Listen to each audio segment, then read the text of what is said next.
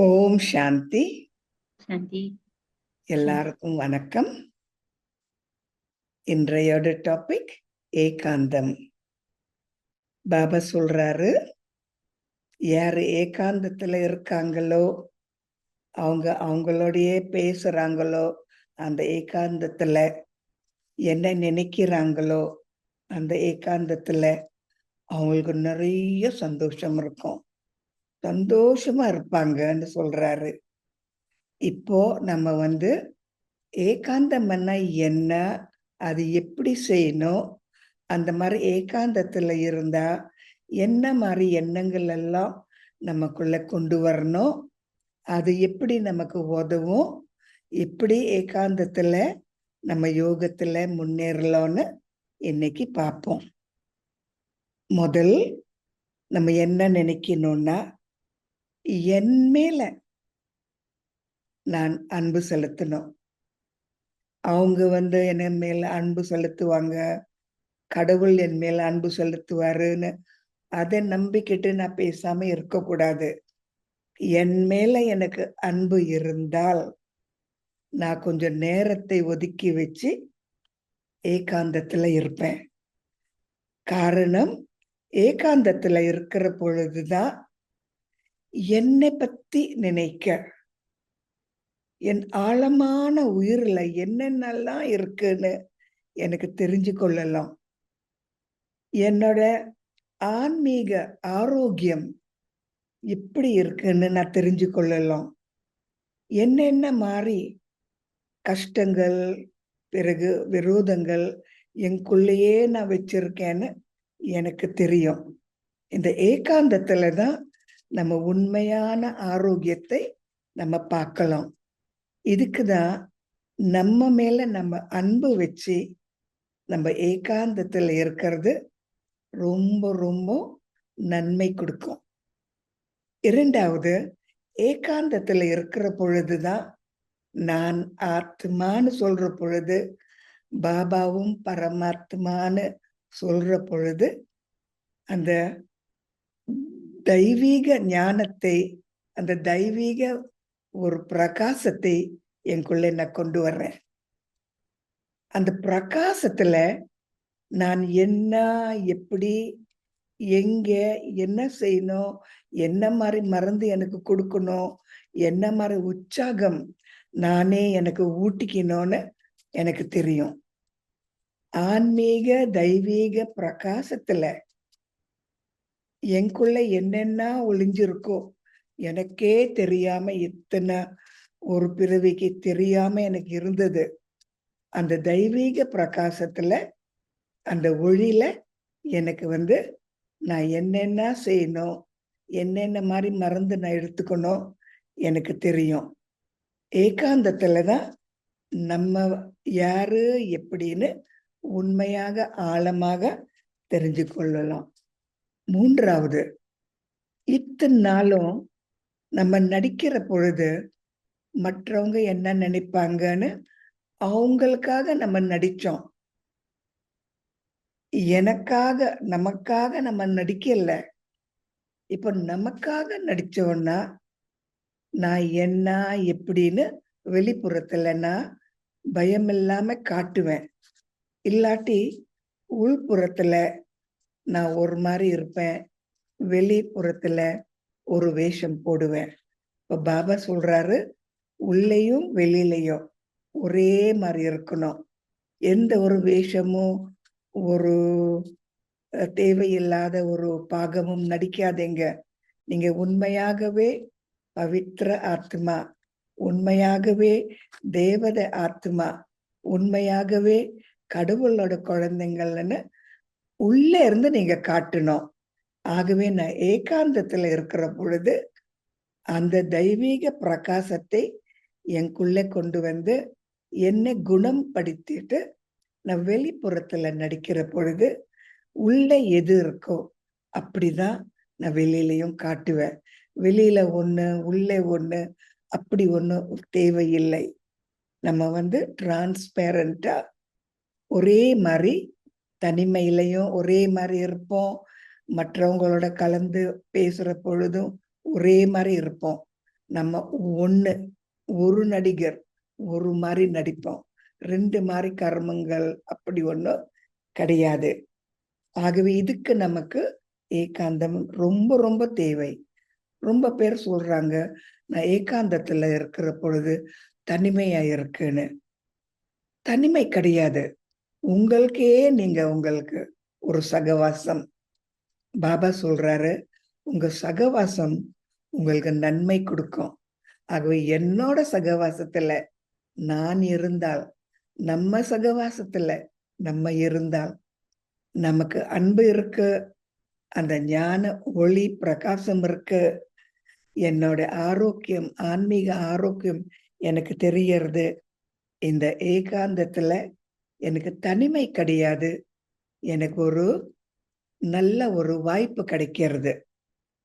என்னை பத்தியே நான் உண்மையாகவே சிந்திக்க, பாபா நினைவுல இருந்து என்னை பத்தி எனக்கு சிந்திக்க இருந்தால் நான் என்னை ஏமாத்த மாட்டேன். சில சமயம் நம்ம நினைப்போம், நான் நல்லவங்க தான், நான் யாரையும் ஏமாத்தல, எனக்கு எந்த ஒரு விகாரம் இல்லை, நான் நல்லவங்க, சத்தியமா நான் உழைக்கிறேன், சத்தியமா இருக்கேன், நான் நல்லவங்கன்னு நினைக்கிறோம். ஆனா பாபா சொல்றாரு, நீங்க கலியுகத்துல இருக்கிறதுனால எல்லாருமே எல்லாருமே பாப்பாத்மாக்கள்னு. ஆகவே நம்ம அதை ஏற்றுக்கொள்ளணும். நான் பாப்பாத்மா, எனக்கு பெரிய ஒரு கர்ம சுமை என்கிட்ட இருக்கு. ஆகவே நான் என்னை ஏமாத்தக்கூடாது. நான் நல்லவள், நான் நல்லவன், நான் எதுவும் யார ஏமாத்தல, நான் உண்மையா நேர்மையா இருக்கேன்னு சொல்லக்கூடாது. ஆகவே இந்த ஏகாந்தத்துல இருக்கிற பொழுது என்ன பார்த்துக்க எனக்கு முடியும். ஆகவே நம்ம கண்ணாடி வெளிப்புறத்துல இருக்கோம். இப்போ அந்த அந்த மன கண்ணாடி நமக்குள்ள நம்ம கொண்டு வரணும். அந்த மன கண்ணாடியில நான் என்ன, எப்படி, எப்படி இருக்கேன், எங்க போகணும், எங்கெல்லாம் நான் குணப்படுத்தணும்னு அந்த மன கண்ணாடி மூலமா எனக்கு தெரியும்.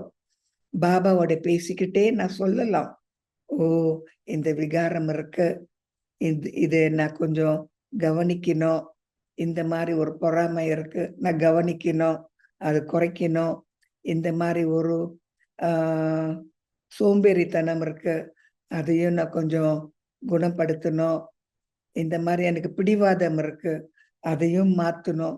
நம்ம பத்தி நமக்கு தெரியும், நம்ம கதை, வெக்கப்பட தேவையில்லை. இதெல்லாம் இருந்ததுனால தானே பாபா வர்றாரு. நம்ம சம்பூர்ணமா பவித்திரமா இருந்தா பாபா வர தேவையா? அது வெக்கப்பட தேவையில்லை. எனக்கு இருக்கு, இந்த இந்த விகாரங்கள் எனக்கு இருக்கு, பாபா என்னோட இருக்காரு, எனக்காக வந்திருக்காரு. ஆகவே இப்பதான் என்னோட உண்மையான அஸ்திவாரம், ஆன்மீக அஸ்திவாரம் நான் எனக்குள்ள கொண்டு வரணும். ஸ்பிரிச்சுவல் ஃபவுண்டேஷன், எனக்குள்ள ஆன்மீக ஒரு அஸ்திவாரத்தை நான் கொஞ்சம் கொஞ்சமா ஒன்னொன்னா நான் கொண்டு வரணும். ஆகவே பாபா சொல்றாரு, உங்க கர்ம கணக்குக்கு நீங்க தான் பொறுப்பாளி. பாபா என்னோட கர்ம கணக்கெல்லாம் நீங்களே தீர்த்துடுங்கன்னு சொல்ல முடியாது. யார் யாருக்கு கர்ம கணக்கு இருக்கோ அவங்கதான் தீக்கணும். பாபா தீப்பாரு, அவங்க தீப்பாங்க, என்னோட கணக்கை தீர்த்துடுவாங்கன்னு சொல்ல முடியாது. ஆகவே பொறுப்பாளியா இருக்கிற பொழுது என்னோட உண்மையாகவே ஆன்மீக ஆரோக்கியத்தை நான் பார்க்கணும். இதை பார்க்க நான் பற்றற்ற நிலையில இருக்கணும். சத்தியமா பார்க்கணும்னா என்னோட விகாரங்கள் எனக்கு தெரியும். இப்ப போலி வேஷத்துல என்னை பார்க்கிற பொழுது நான் என்ன நினைப்பேன், எனக்கு தெரியும், நான் சீனியர், எத்தனை வாட்டி படிச்சிருக்கேன், முரளி எல்லாம் தெரியும் நம்ம நினைப்போம். ஆனா பற்றற்ற நிலையில இருந்து நம்ம உண்மையாகவே ஆழமா பார்த்தால் எவ்வளவோ இருக்கு பாருங்க. அகநோக்கத்திலேயே நம்ம எவ்வளவோ பயிற்சி செய்யணும். ஆகவே பாபா சொல்றாரு, இது தண்டனை கிடையாது. நீங்க உங்களை பார்க்க, உங்க விகாரத்தை நீங்க கண்டுபிடிக்க, அதை நீங்க குணப்படுத்த இது தண்டனை கிடைக்காது. இந்த தண்டனை இல்லை. காரணம் என்னன்னா, நீங்க நல்ல ஆரோக்கியமா வர்றீங்க, தேவர்களா வர்றீங்க. உங்க முழு 5000 சரித்திரம் நீங்க எழுதுறீங்க. எங்க எழுதுறீங்க? இந்த ஆத்மாக்குள்ள. எந்த பக்கம் நீங்க எழுதுறீங்க? உங்க சன்ஸ்காரத்துல. ஆகவே எதை நம்ம மாத்தணும்? கொஞ்சம் யோசிச்சு பாருங்க. மனதை நம்ம மாத்தணுமா? புத்திய மாத்தணுமா? சன்ஸ்காரத்தை மாத்தணுமா? நீங்க சொல்லுங்க. எதை மாத்தணும்? சன்ஸ்காரம். காரணம், சன்ஸ்காரம் தான் நிறைய மனதுக்கு எண்ணங்கள் ஊட்டுறது. உதாரணம் சொல்றேன். ஒரு உதாரணம், அவங்க சமைக்கிற சமையல் நல்லா இல்லை, அவங்க சமைக்கிற சமையல் எனக்கு பிடிக்காது, அவங்க சமைக்கிற சமையல் நான் சாப்பிடக்கூடாது. இது ஒரு எண்ணம். எங்க இருந்து வருது? சன்ஸ்காரத்துல இருந்து. ஆகவே நான் எங்க என்னோட சரித்திரம் 5000 வருடம் ஒரு கதை நான் எழுதணும் சன்ஸ்காரத்துல. இப்போ என்னோட சன்ஸ்காரத்துல என்ன இருக்கு? சோம்பேறித்தனம், பொறாமை, பிறகு ரொம்ப என்ன ஒரு அகங்காரம், இதெல்லாம் எனக்குள்ள இருக்கு. ஆகவே ஆரம்பத்துல இருந்த நான் தேவதை, எனக்குள்ள நிறைய அன்பு, சக்தி, தூய்மை, சந்தோஷம், அன்பு, கருணை, இதெல்லாம் எனக்குள்ள இருக்குன்னு எனக்கு நானே என்னோட சன்ஸ்காரத்தை நான் மாத்தணும். சன்ஸ்காரம் மாத்துற பொழுது நம்ம திவ்ய புத்தி, பாபா நமக்கு திவ்ய புத்தி கொடுக்கிறாரு தானே. திவ்ய புத்தி கொடுக்கிறாரு. இந்த திவ்ய 3வது நெற்றி கண்கள் மூலமா, திவ்ய புத்தி மூலமா என்னோட சரித்திரம், என்னோட கதை நான் எழுதுற பொழுது ஆரம்பத்துல நான் எப்பேற்பட்ட ஒரு அழகான ஒரு மனிதன், எவ்வளவு சந்தோஷமா இருந்தேன், என்ன மாதிரி தூய்மை, எவ்வளவு நல்ல ஒரு ஆத்மாவா இருந்தேன், நிரப்பி இருந்தேன். எல்லாம் குணங்கள், சக்தியும் ஞானமும் எனக்கு இருந்தது. நான் ஒரு தெய்வீக ஒரு மனிதன், கடவுளே என்னை உண்டாக்குன ஒரு தேவதை அது நம்ம நினைப்போம். ஆகவே அந்த கதை இப்போ நம்ம சமஸ்காரத்துல நம்ம எழுதணும். என்னோட கதை ஆரம்பத்துல இந்த பூமியில நான் பிறவி எடுத்தேன், அழகான மனிதன், என் போல யாருமே ஜொலிக்கல, நல்லா ஜொலிச்சுக்கிட்டே அழகாக இருந்தேன். என்னோட கதை. பிறகு திரேத யுகத்திலையும் என்ன மாதிரி ஒரு ராஜாவா இருந்தேன், எங்கெங்கெல்லாம் நான் ஆட்சி செய்தேன், எவ்வளவு நல்ல குணங்கள் எல்லாம் எனக்கு இருந்தது, எவ்வளோ நான் எல்லாரோடையும் கலந்து ஒரு தேசம், ஒரு பாஷை, ஒரு கலாச்சாரம்னு எல்லாரையும் நான் ஒன்னா கொண்டு வந்தேன். நல்ல மாதிரி ஆட்சி செய்தேன். பூஜிக்கிற ஒரு ஸ்திதியில நான் இருந்தேன். நான் எவ்வளவு அழகா இருந்தேன். 20 ஒரு ஜென்மத்துல எப்படி 2500 வருடம் 20 பிறவி நான் எடுத்தேன். அது நினைத்தாலே உள்ளம் உருகுது, கண்ணீர் பெருகுது. அந்த மாதிரி ஒரு மனிதன் நான் இருந்தேன். இது 21வது பிறவி. பகவானே என் கையை பிடிச்சு பாபா சொல்றாரு, நீங்கெல்லாம் பேய் பிசாசி கிடையாது, நீங்கெல்லாம் அசிங்க மனிதர்கள் கிடையாது, நீங்கெல்லாம் என்னோட பிள்ளைங்கள், தெய்வீக பிள்ளைங்கள்னு என் கை பிடிச்சு என்னையே அப்படி உண்டாக்குறாரு. ஆகவே இது ஒரு பிறவி. பிறகு சத்தியுகத்துல, திரேத யுகத்துல ஒரு 20 பிறவி.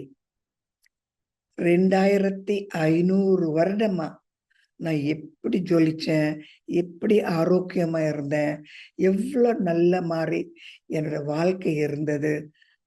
அது நினைத்தாலே இது என்ன ஒரு சொப்பனமா, இது உண்மையான்னு கூட நம்ம கேட்கலாம். நம்ம கதை. எப்போ நான் இதை நினைப்பேன்? ஏகாந்தத்துல இருக்கிற பொழுது. ஏகாந்தத்துல இருக்கிற பொழுது ஒரு சொப்பனம் போலதான் நம்ம நினைக்கலாம். நான் இப்படி எங்க அம்மா அப்பாவோட பேசினேன். எங்க அம்மா அப்பா இப்படிதான் தேவர்களா இருந்து என்னை இப்படி வளர்த்தாங்க. அக்கம் பக்கம் எல்லாம் எப்படி இருந்தது எனக்கு தெரியும். ஸ்கூலுக்கு போற பொழுது எந்த சந்தோஷமா விமானில நான் போனேன். என்னோட குரு எவ்வளோ நல்லா அழகாக கஷ்டம் இல்லாம எல்லா மாதிரி வித்தையும் எனக்கு சொல்லி தந்தாரு. அப்ப என்னோட சிநேகிதர்கள் எல்லாம் எல்லாருமே தேவர்கள். எல்லாமே பியூட்டிஃபுல்லா இருந்தது. இதெல்லாம் நினைச்சு பார்க்கிற பொழுதே அந்த ஒரு சந்தோஷத்திலேயே நம்ம மூழ்கி போகலாம். ஏகாந்தம். அப்ப ஏகாந்தத்துல இருக்கிற பொழுது நம்ம என்ன செய்யறோம்னா, இந்த மாதிரி நம்ம ஆரம்ப கதை நம்ம நல்ல விவரமா தெரிஞ்ச உடனே இப்போ இந்த சங்கம் யுக கதையை நமக்குள்ள பாக்குற பொழுது எனக்கு என்ன தெரியறது? பாபாவோட பிரகாசம் மூலமா எனக்குள்ள நீண்ட காலமா என்னென்ன விகாரங்கள் எல்லாம்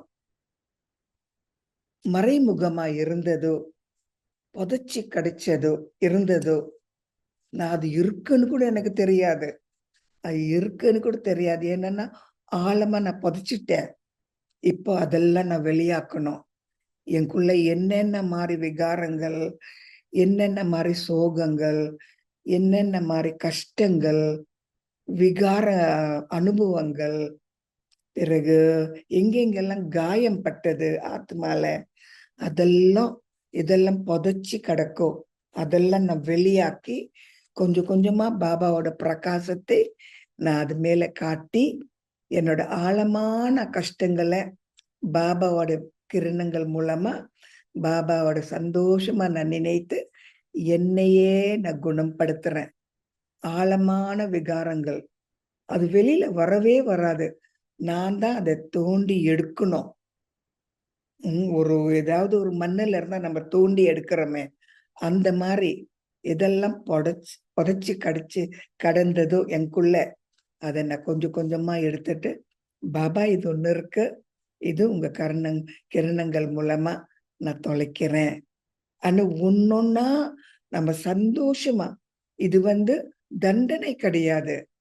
இது உலகத்துக்கே நன்மை கொடுக்கிற ஒரு பயிற்சி. இது விஸ்வ கல்யாணி ஒரு பயிற்சி. ஆகவே நானே என்னை தண்டனை தண்டனை எனக்கு கொடுக்கல.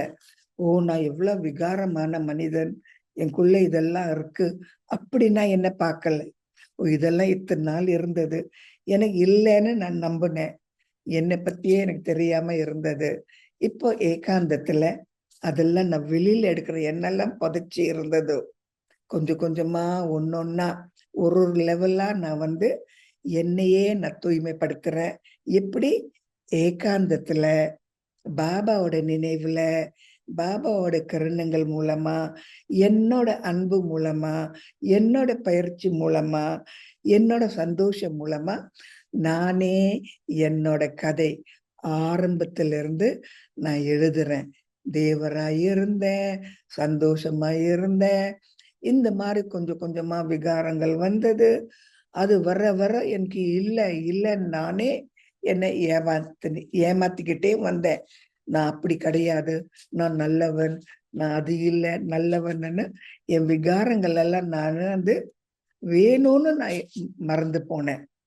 எனக்கு இல்லைன்னு நான் மறந்து போனேன். நான் அது கிடையாதுன்னு நான் மறந்து போனேன். ஏதோ ஒரு சாக்கு போக்கு சொல்லிட்டு மறந்து போனேன். என்னை பத்தியே என்னை பார்க்க எனக்கு தைரியம் அப்போ இல்லை. ஆகவே அது இல்லைன்னு அது புதைச்சிட்டேன். ஆகவே இப்போ என்னோட கதை நான் எழுதுற பொழுது என்னென்னலாம் மறைமுகமா இருக்கு, என்னென்ன எனக்குள்ள இருக்கோ, எந்தெந்த லெவல்ல இருக்கோ, கொஞ்சம் கொஞ்சமா அன்பாக சந்தோஷமாக குணப்படுத்துறது என்னோட பொறுப்பு. இதுதான் கர்ம கணக்கை நம்ம தீர்க்கிறது. எப்படி? ஏகாந்தத்துல இருந்து நான் ஏத்துக்கொள்ளணும். எனக்கு இருக்கு, நான் அவ்வளவு ஒரு தியாகி இல்லை, எனக்கு விகாரங்கள் இருக்கு, நான் செய்யறேன், எனக்கு தெரியும், எனக்காக நான் செய்யறேன் பாபா, உங்க உதவி எனக்கு மிக மிக தேவைன்னு நம்மளை குணப்படுத்துற பொழுது நம்ம உண்மையாகவே சந்தோஷமாக அந்த ஆன்மீக ஒரு மருந்தை நம்ம சாப்பிடணும். பாபா நினைவு மூலமா, பாபா மேல் அன்பு காட்டுற மூலமா, பாபாவோட பிரகாசத்தை நமக்குள்ள கொண்டு வர, நம்ம அழகான கதையை நம்ம எழுத. காரணம், இந்த சம்ஸ்காரத்துல 5000 வருடம் கதையை நான் இப்ப எழுதணும், ஆரம்பத்துல இருந்து கடைசி வரைக்கும். இப்ப எனக்கு முழு கதை தெரியும் தானே, இப்ப நான் எவ்வளவு விகாரமா இருக்கேன்னு எனக்கு தெரியும் தானே, எப்படி அழகாக இருந்தேன்னு எனக்கு தெரியும் தானே. இந்த சமயம்தான், இந்த ஒரு சங்கம் யுகத்துலதான் பாபாவோட கை பிடிச்சுக்கிட்டு நானே என்னுடைய 5000 வருட கதையை நான் எழுதுறேன். இந்த ஒரு நடிகர் எப்படி பரம்தாம்ல இருந்து வந்து சத்தியுகத்துல நல்ல அழகாக நடிச்சு பிறகு திரேத்த யுகத்துக்கும் போய் பிறகு இந்த துவாபர யுகத்துல மாட்டிக்கிச்சோ, அது இல்லை, நான் இல்லைன்னு அதே அது வந்து அதை ஏமாத்திச்சோ, அதே ஏமாந்து போச்சோ, அதே நான் இல்லைன்னு அதையே அது ஒரு ஏத்துக்காம மறந்துருச்சோ, இப்ப நான் வந்து அதுக்கு பொறுப்பாளி. நான் அதை பார்க்கணும், என்னோட கர்ம கணக்கு எங்கெங்க இருக்கு, என்னென்னலாம் தீர்க்கணும், எப்படி தீர்க்கணும், பிறகு எவ்வளவு தீர்க்கணும், ஆழமான புதைச்சி கிடைக்கிற ஒரு இந்த விகாரங்களும் நான் வெளியில எடுத்தால்தான் உண்மையான ஒரு வைரமா மாறலாம்.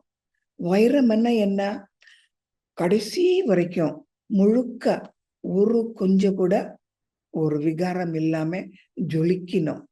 அந்த மாதிரி வைரமானான்னு பாபா சொல்றாரு, உங்களுக்கு ஒரு வைர பிரிவி நான் கொடுத்துருக்கேன், வைரமா மாறுங்கள், என்னோட அன்பு குழந்தைங்கள், என்னோட லாடுலோன்னு சொல்றாரு. அப்போ எனக்கு தெரியறதா நான் என்ன செய்யணும்னு, ஏகாந்தம் எவ்வளவு பெருசுன்னு எனக்கு தெரியுமா, இந்த யோகம் வந்து ஏகாந்தத்துல செய்யறது எவ்வளவு முக்கியம்னு எனக்கு தெரியுமா. அது நான் செய்யறேன்னா, இல்லாட்டி யோகம் செய்யறேன்னு பேசாம இருந்துட்டு ஏதோ நான் நினைக்கிறேன், ஏதோ பாபா கிட்ட பேசுறேன், அப்ப பாபா என்னால முடியல நான் ஏதோ சொல்றேன்னா, இல்லாட்டி என்னை பத்தியே நான் தெரிஞ்சு கொள்றேன்னா, என்னோட ஹிஸ்டரி அண்ட் ஜியோகிராஃபி, என்னோட கதை நான் தெரிஞ்சு கொள்ளணும் இந்த ஒரு ஏகாந்த பயிற்சியில. இது ரொம்ப ரொம்ப முக்கியம். ஆகவே ஏகாந்தம்மன் சொல்றது ஒரு யோகிக்கு, ஒரு யோகின்னு சொன்னா இது ரொம்ப ரொம்ப முக்கியம்.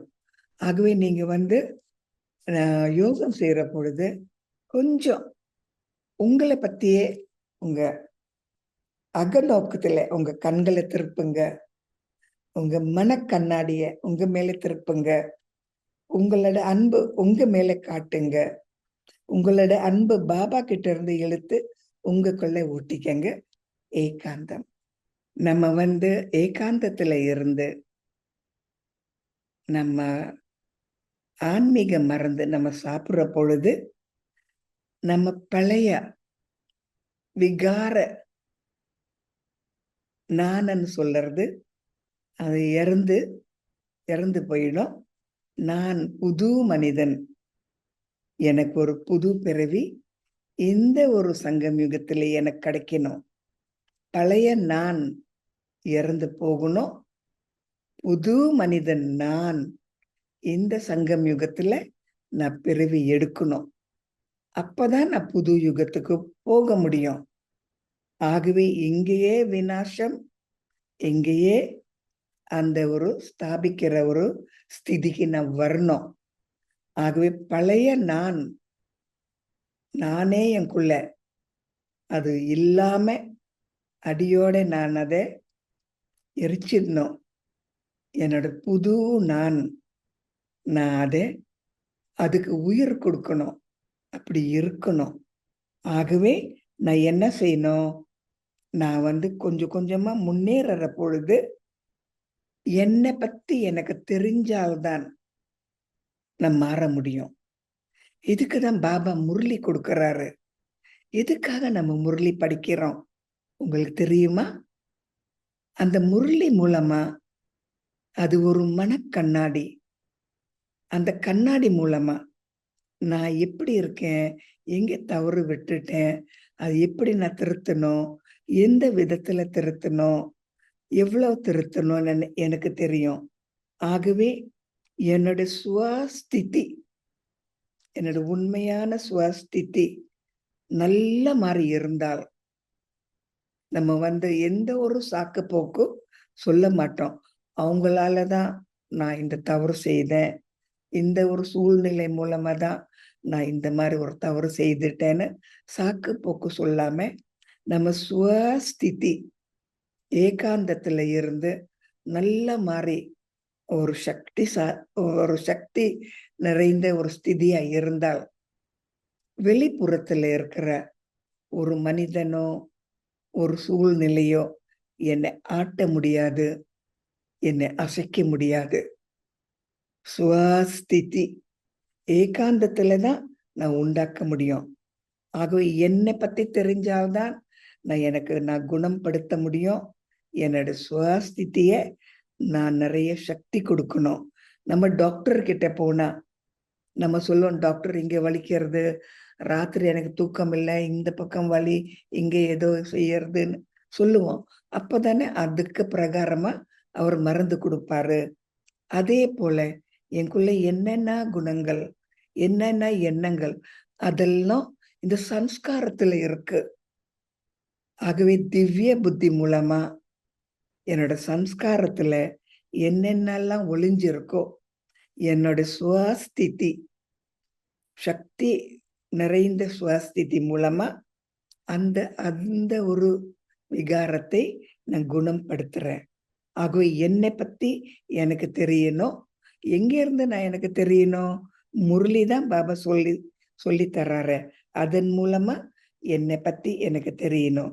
ஆகவே என்னோட கதை நான் எழுதுற பொழுது எப்படி எழுதுவேன் நினைத்து பாருங்க. சந்தோஷமா 20 பிறவிக்கு ஆடி பாடி சந்தோஷமா இருந்தேன். பிறகு 63 பிறவியில கீழே விழுந்து காயப்பட்டு கஷ்டப்பட்டு அழுது தேடி எங்கெங்கெல்லாம் அலைஞ்ச என்னோட கதை. ஆனா இந்த கதையோட நான் நிப்பாட்ட கூடாது. அது ஒரு ஹாப்பி என்டிங்கா வரணும். என்னோட கதை ஹாப்பி என்டிங்கா கொண்டு வரணும். கடைசியில சந்தோஷமா நான் என்னையே நான் கண்டு கொண்டேன், பாபாவை கண்டு கொண்டேன், என்னோட உண்மையான ஒரு உருவத்தை நான் கண்டு கொண்டேன். நான் வீட்டுக்கு போகணும், சந்தோஷமா போறேன், பிறகு சந்தோஷமா இறங்குவேன். ஹாப்பி என்டிங்கா இருக்கணும். அழுதுட்டு வீட்டுக்கு போறது இது என்ன நல்ல கதையா? இந்த கதை உங்களுக்கு வேணுமா? இந்த மாதிரி படிக்கிற கதை உங்களுக்கு பிடிக்குமா? இல்லைதானே? So happy ending. உங்க கதை end your story well. ஆகவே நீங்க இந்த மாதிரி ஒரு ஏகாந்தத்திலிருந்து உங்களுக்குள்ள நீங்க பயிற்சி செய்தால் ஆத்மாக்கு வளர்ச்சி கொடுப்பீங்க. சுவாஸ்திதி ஆரம்பத்துல அது பலகீனமா தான் இருந்தது. அப்படி பாபாவோட ஞானம், பாபாவோட சக்தி நமக்குள்ள கொண்டு வர அது நல்ல ஆத்மா ஒரு நல்ல வளர்ச்சி, ஒரு மலர் இப்படி மலர்றதோ அந்த மாதிரி ஒரு வளர்ச்சி இருந்தால் நமக்கு ஒரு குரூத், ஒரு முத்துன ஒரு ஸ்திதிக்கு நம்ம வருவோம். இப்படி தேவர்கள் எல்லாம் நல்ல மெச்சுவா இருந்தாங்க, இப்படி ஒரு முத்துன மனிதர்கள் இப்படி அழகாக இருந்தாங்க. அந்த மாதிரி நானே என்னையே நான் என்னோட ஆரம்ப ஒரு அழகான அந்த உருவத்துல நானே என்னை ஏத்திக்கிறேன். அவங்க ஏத்தி தருவாங்க, அவங்க ஏத்தி உதவி செய்வாங்க, பாபா ஏத்துவாருன்னு அப்படி கிடையாது. நானே என்னை ஏத்தணும். இப்படி நான் என்னையே இப்படி ஏத்துறது, இப்படி எனக்குள்ள வளர்ச்சி வர்றது, இப்படி எனக்கு ஒரு முத்துன ஒரு பழம் அந்த செடியில நல்ல முத்துனா இப்படி தித்திக்கும். அந்த மாதிரி நான் இந்த ஒரு வாழ்க்கையில, இந்த ஒரு டிராமால, இந்த ஒரு நடிகரா இருந்து, இந்த ஒரு உடம்புல நான் முத்தணும்.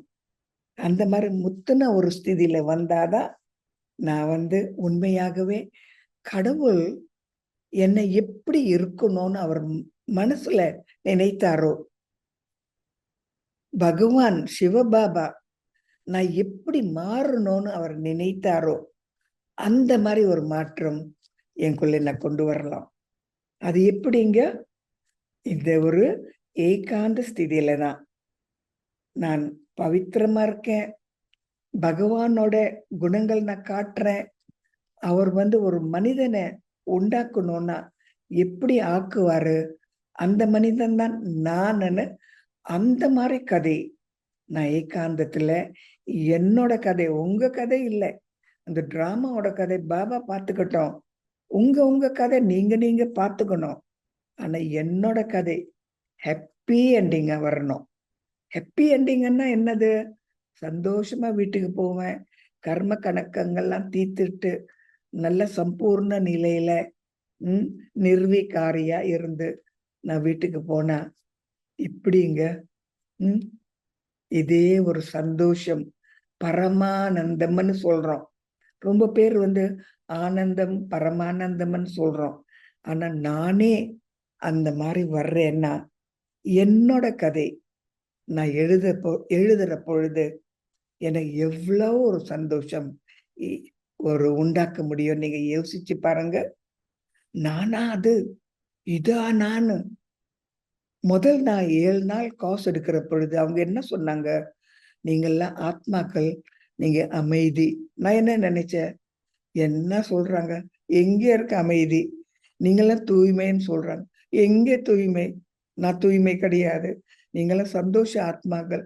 எங்கே சந்தோஷம்? அந்த மாதிரி சந்தேகம் இருந்தது. இப்போ என்ன? அது உண்டாக்கணும், அது உண்மையா முடியும்னு நான் செயல்முறையில கொண்டு வரணும். அந்த மாதிரி ஒரு ஸ்வரூபத்தில் நான் வரணும். அந்த மாதிரி மனிதனை மாறணும். புது மனிதன், பழைய மனிதத்துல இருந்து புது மனிதனை நான் மாறணும். அதேதான் நான். என்னோட கதை, நானும் பாபாவும் சேர்ந்து எழுதின கதை. அப்போ நான் எந்த மாதிரி ஒரு உருவத்துல, கடைசி ஒரு உருவம் எப்படி? அந்த கடைசி உருவமும் அந்த ஆரம்ப காலத்தின் உருவமும் ஒன்னா இருக்கணும். அது அந்த உருவம் இப்ப நான் எனக்குள்ள கொண்டு வரணும். ஆகவே பாபாவை நினைக்கிறது ரொம்ப ரொம்ப முக்கியம். ஏன் நினைக்கணும்? நீங்க நினைக்கலாம், ஏன் பாபா பாபான்னு சொல்லணும்? பாபா உங்க மேல எனக்கு அன்பு இருக்கு, பாபா நீங்க தான் எனக்கு துணை, நீங்க தான் என்னோட உலகம், நீங்க இல்லாம என்னால முடியாது, நான் யார் மேலேயும் சாஞ்சி நான் யாரையும் நம்ப மாட்டேன், நீங்க தான் எனக்கு எல்லா சக்தியும், உங்க மேலே தான் நான் லீன் பண்ணுவேன், நீங்க எல்லாமே என்னால முடியாது, உங்க மேல நான் நம்பி இருந்தால் எனக்கு ஒரு சோகமே கிடையாது. மனிதர்களை நம்பினா சோகம், பணத்தை நம்பினா சோகம் வரும், ஸ்திதி ஏதாவது ஒரு சூழ்நிலையை நம்பினா சோகம் வரும். பாபாவை நம்பி நம்ம இருந்தால் சத்தியமா சந்தோஷமா அழகான பியூட்டிஃபுல் ஒரு கம்யம், ஒரு முடிவுக்கு நம்ம வருவோம். ஆகவே பாபாவோட நினைவு ரொம்ப முக்கியம். எதுக்குன்னு நான் சொல்றேன், கொஞ்சம் கவனமா நீ கேளுங்க. நம்ம எண்ணங்கள் எங்கெங்கே போறதோ, அங்கே இருந்து அதோட சக்தி, அதோட ஒளி, அதோட குணங்கள், அதோட ஸ்வரூபம் நமக்குள்ள கொண்டு வருவோம். ஒரு பேய நினைக்கிற பொழுது நம்ம எப்படி இருப்போம் நினைச்சு பாருங்க. ஒரு ரொம்ப கோபமா இருக்கிற ஒரு மனிதனோட ஒரு ஸ்வரூபம் எப்படி இருக்கும் நினைத்து பாருங்க. பாபாவை அன்பா நினைக்கிற பொழுது பாபாவோட ஐக்கியம் மாறது. நானும் பாபாவும் வேற இல்லை, ஒண்ணுதான். ஐக்கியமாக முடியாது. ஆனா அந்த அன்புல நானும் பாபாவும் ஒன்னா இருந்தா, ஐக்கியமா வந்துட்டா, யோசிச்சு பாருங்க. அதோட பரமானந்தம் எப்பேற்பட்ட ஒரு பேரின்பம், எப்பேற்பட்ட ஒரு சந்தோஷம். யோசிச்சு பாருங்க. மனிதர்களோட கூடி ஒன்னா இருக்காங்க. இப்ப நம்ம கடவுளோட ஒன்னா கூடி அந்த ஏகாந்தத்துல நான் வேற இல்லை, நீங்களும் வேற இல்லை, நம்ம ஒண்ணுதான். தந்தையும் மகனும் ஆத்மா பரமாத்மா ஒன்னா இருக்கிற பொழுது அதோட சுகம் வார்த்தைகள் இருக்கா? அதோட பேரின்பம் ஏதாவது ஒரு பாஷையில சொல்ல முடியுமா? நினைத்து பாருங்க. ஏகாந்தத்துல இருந்தே மீராபாய் அவங்களுக்கு கிருஷ்ணரோட உருவம் அவங்களுக்கு கிடைச்சது. அந்த மீராபாய் அவங்க உடம்பே மறந்துட்டு நான் ஒரு அரச ராணி அன்னு நினைக்காம கிருஷ்ணா கிருஷ்ணான்னு உடம்பு தெரியாம ஓடுனாங்களே, அது என்னங்க பேரானந்தம். ஆனா அவங்க என்ன நினைத்தாங்க? கிருஷ்ணர் தான் கடவுள்னு. பாவம், அவங்களுக்கு உண்மை தெரியாது. கிருஷ்ணர் யாருன்னு தெரியாது. அவர் தேவதை தான். ஆனா நமக்கு பகவான் யாருன்னு தெரியும். நம்ம கூட ஆத்மாக்கள் நமக்கு தெரியும். ஆகவே ஆத்மாவும் பரமாத்மாவும் ஒன்னா சேர்ந்தால் ஒரு ஏகாந்தத்துல பரம் ஆனந்தம், பரம் சந்தோஷம், பரம் சகவாசம், பரம் பிராப்தி, எல்லாமே பரம். சகோதரிகளே, உங்க மேல நிறைய நேரத்தை ஒதுக்குங்க.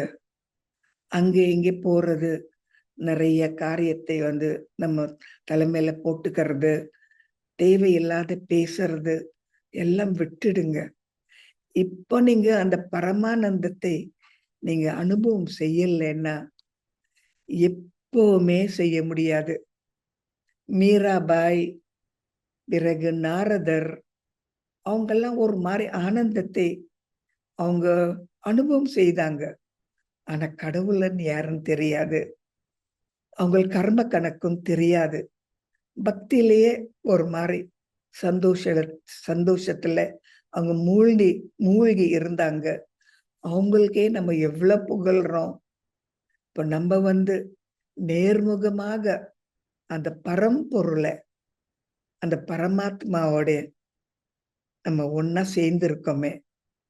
இந்த ஒரு சந்தர்ப்பம் விட்டுட்டு வேற எல்லாம் தேடினா பணம், பொருள், பேரு, புகழ், சகவாசம், சொத்து, இதெல்லாம் தேடுறது என்னங்க? ஒரு ஏமாற்றம்.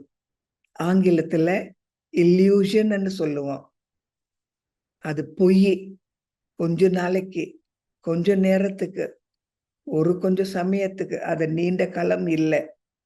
ஆகவே நிரந்தர ஒரு தந்தை, நான் ஒரு அவினாஷி ஆத்மா, அவர் எனக்கு அவினாஷி ஒரு ஞானம் எனக்கு கொடுக்கிற பொழுது, அவரோட ஒரு அவிநாசி ஒரு சகவாசம் நான் வச்சிருக்கிற பொழுது, கொஞ்சம் யோசிச்சு பாருங்க. சத்தியுகத்திலையும் திரேதா யுகத்திலையும் அவரோட ஒளிதான் நான் வீசுவேன். அவரோட சக்தி தான் நான் காட்டுவேன். அவரோட குணங்கள் தான் நான் வெளியாக்குவேன் ஒரு தேவதரை போல. பிறகு துவாபர யுகத்திலையும் கலியுகத்திலையும் உண்மையா தேடுவேன். எங்கே உண்மை, எங்கே சத்தியம், எங்கே நிரந்தர ஒரு ஆனந்தம், சாந்தி, எங்கே எங்கே எங்கேன்னு 23 பிறவிக்கு நம்ம தேடிக்கிட்டே இருந்தா இந்த ஒரு ஜென்மத்துக்கு இதுக்குதான் பாபா வர்றாரு. அந்த தாகத்தை தீர்க்க.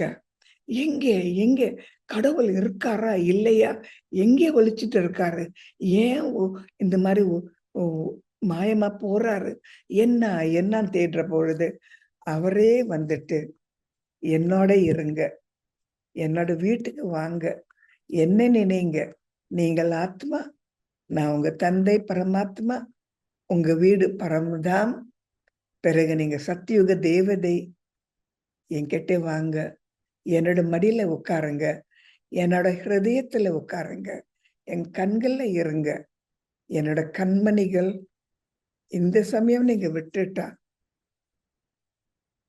உங்களுக்கு வேற எந்த ஒரு நேரமும் கிடைக்காது. பேரானந்தம் தெரியறதா? ஹாப்பி என்டிங்கா புரியறதா? ஏகாந்தம்னா என்னன்னு தெரியறதா? பாபாவோட பேசிக்கிட்டே இருக்கணும். நீங்க உத்தியோகம் செய்யற பொழுதும், நடக்கிற பொழுது, உட்கார்ற பொழுது, சாப்பிடுற பொழுது, அவர் இல்லாம நீங்க இல்லை, நீங்க இல்லாம அவரும் இல்லை. அப்படி நீங்க அந்த ஒரு ஒரு என்ன சொல்றது, அந்த ஒரு அன்புல நீங்க முழுகி இருக்கணும். பாபான்னு சொன்னாவே உள்ள முருகணும். பாபா எவ்வளவு தர்றாரு, எவ்வளவு பொறுமையா இருக்காரு. 90 வருஷமா நம்ம கூட இருக்காரு. உங்களுக்கு தெரியுமா? 1936 வந்தாரு. இன்னைக்கு 2025. இது வரைக்கும் இருக்காரு. எத்தனை வருஷம் நீங்க எண்ணி பாருங்க. அப்ப அவரோட அன்பு வேற யாராவது அந்த மாதிரி அன்பு கொடுக்கலாமா? எங்கேயாவது ஒரு மனிதன் இருக்காரா? எங்கேயாவது ஒரு நாயகனோ நாயகியோ இருக்காங்களா? இதை வச்சுக்கிட்டு தான் பாருங்க, நம்ம மனிதர்களோட குணங்கள் இந்த மாதிரி இருக்கும், நம்ம தேடுறோம். ஆனா தேடி தேடி மோசமா தான் நம்ம போனோம். கடவுளோட குணங்கள் கடவுளுக்கு தான் இருக்கும். அவர் நமக்கு ஊற்றுனாதான் நமக்குள்ளேயும் வர்றோம் பாருங்க. அவர் நமக்கு ஊற்றணும், அவர்கிட்ட நம்ம வரணும், அவரோட சகவாசம் நம்ம எடுக்கணும். அவர் இல்லாம நானும் இல்லை. பாபா அப்ப சொல்லியிருக்கேன், ஸ்வஸ்திதி. நம்ம பாபாவை நினைக்க நினைக்க நம்ம சுய ஸ்திதி அது பெருக பெருக பரஸ்திதி அது குறைஞ்சுக்கிட்டே போகும். நமக்கு ஒரு பலகீனமா இருந்தா பரஸ்திதி நமக்கு பாதிக்கும். அங்க இருக்கிற சத்தம், அங்க இருக்கிற சோகம், அங்க இருக்கிற விளையாட்டு நமக்கு பாதிக்கும். ஆகவே ஸ்வஸ்திதி நிறைய நம்ம பாபா நினைவு மூலமா அந்த ஸ்வஸ்திதிய நான் ஏத்தணும். அப்போ அந்த பரஸ்திதி நமக்கு பாதிக்காது. இதுக்குதான் நம்ம நீண்ட காலம் படிக்கணும், நீண்ட காலம் பயிற்சி செய்யணும், நீண்ட காலம் உண்மையான ஒரு சகவாசம் பாபாவோட வச்சிருக்கணும். நீண்ட காலம் நம்ம பாபாக்கு சொந்தம் ஆகணும். நான் பாபாக்கு சொந்தம்னு நினைக்கிறது ஒண்ணு, உண்மையா அவரோட பொருள்னு நான் நினைக்கிறது அது வேற விஷயம். பாபா தான் என்னை பார்த்துக்கிறாரு. நான் அவரோட சொந்தம். நானு வேற இல்லை. அது நம்ம ஆழமா நினைத்தால் நம்ம சுவஸ்திதி பரஸ்திதிய ஏமாத்த முடியாது. நீங்க அப்படி இருந்தாலே போதும். உங்களுக்குள்ள நீங்க எல்லா மாதிரி குணங்கள் கொண்டு வாங்க. மற்றவங்களுக்கு நம்ம ஊட்டணும், மற்றவங்களுக்கு காட்டணும், மற்றவங்களுக்கு உதாரணமா இருக்கணும்னு வேண்டாம். நீங்களே அந்த ஸ்வரூபத்துல இருந்தால் உங்க துல்லிய அதிர்ச்சிகள் ஒரு உதாரணமா இருக்கும். உங்க துல்லிய அதிர்ச்சிகள் அவங்கள எழுப்போம். உங்க துல்லிய அதிர்ச்சிகள் அவங்களுக்கு ஆர்வம், உற்சாகம் ஊட்டும். ஆகவே நீங்கள் எப்படி இருக்கீங்களோ அவ்வளவு நீங்க துல்லிய அதிர்ச்சிகள் மூலமா, உங்க வைப்ரேஷன்ஸ் மூலமா நீங்க பரஸ்திதிய நீங்க மாத்த முடியும். இதுக்குதான் ஆரம்பத்திலேயே நான் சொன்னேன், ஸ்வஸ்திதி. நீங்க அதை நீங்க ஏத்துணும். எந்த ஒரு சாக்கு போக்கு சொல்லாம, பாபா போல யாராவது இன்னும் பலகீனமா இருக்காங்களா? சக்தி நிறைந்த யாராவது இருக்காங்களா? இல்லவே இல்லை. மிக உயர்ந்த பரம் ஆத்மா அவர்கிட்ட நம்ம வர்ற பொழுது, உயர்ந்த ஒரு சக்தி கிட்ட நம்ம வர்ற பொழுது, அங்கே இருந்து நம்ம எடுக்காம அவங்களோட விகாரங்களை பார்த்து நான் கீழே விழுந்தா இது பாபாக்கு ஒரு கௌரவமா? பாபாக்கு பிடிக்குமா? நான் பாபாவோட குழந்தையா? இல்லாட்டி நான் யாரோட குழந்தைன்னு நான் மற்றவங்களுக்கு காட்ட வேண்டாமா? இதுதாங்க பேரானந்தம். பாபா என்ன கஷ்டம் இருந்தாலும் நீங்க இருக்கிற பொழுது நான் சந்தோஷமா எப்பவுமே இருப்பேன். இதுதான் நான் பாபாக்கு மரியாதை காட்டுறேன். இதுதான் என்னோட சந்தோஷம். பாபா நான் காட்டுறேன். பாபாவோட குழந்தை தந்தையை காட்டணும் தானே? இதை நம்ம நினைக்கணும். இப்போ ஒரு பாட்டோட நம்ம நிப்பாட்டிடலாம். ஓம் சாந்தி.